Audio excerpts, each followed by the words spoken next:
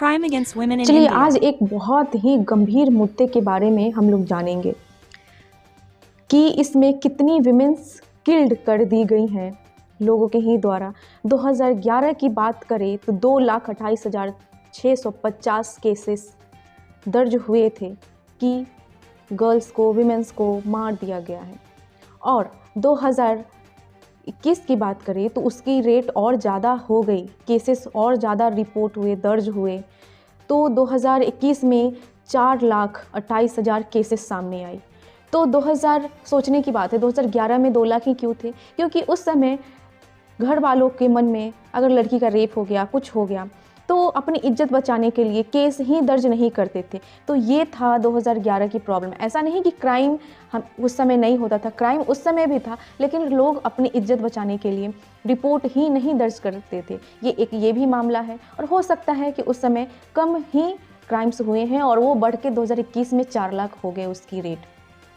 तो जिनको ये लगता है कि इंडिया बहुत सेफ कंट्री है, तो ये सब सारे आंकड़े क्यों सामने आ रहे हैं? तो ये सब सारी जो आंकड़े हैं, ये नेशनल क्राइम रिपोर्ट ब्यूरो के अकॉर्डिंग है, NCRB के अकॉर्डिंग ये सब सारे मामले आए हैं सामने, जिसमें बताया गया है कि कितनी सारी विमेंस के प्रति जो भी क्राइम हुए हैं उसके रिपोर्ट्स कितने दर्ज हुए हैं।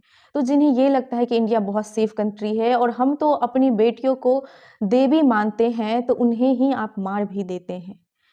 आप हो सके तो उनको एक सिंपल इंसान मानिए, और उनकी भी परेशानी है, जब उनको मारते हैं उनको भी तकलीफ होती है। आप जब ये समझेंगे, उनको देवी नहीं मानेंगे, अगर सिंपल एक इंसान ही मानेंगे, तो हो सकता है ये क्राइम कम हो।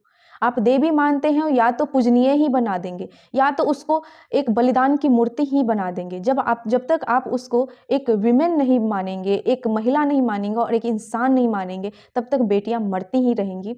और इस कंट्री में 50% लड़कियों की जनसंख्या है, महिलाओं की जनसंख्या है। तो हमें उनके डेवलपमेंट के बारे में सोचना चाहिए, क्योंकि उसी से हमारी देश की ग्रोथ होगी।